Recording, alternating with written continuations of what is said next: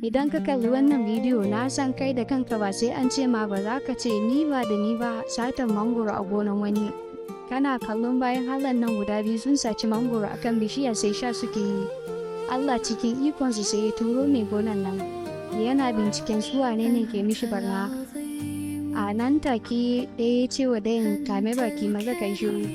Kada zagin mangoro nan buɗe ka furta kalami a gano mu. Suna cikin wannan hali tsautsayi ko zai afka.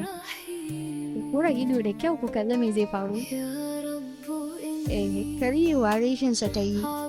A maimakon ya su fito ya faɗo sai ya kame wasu mangoro guda biyu. Yana lilo abokinsa na kuka. Ya rasa ya zai yi. A nan dai mai gona zai ji motsi me ke faruwa ne? Zai auna shi da wannan sandan nashi. Ya ce na ga ka sha mangoro ba kai kashi ba, don haka fito da su.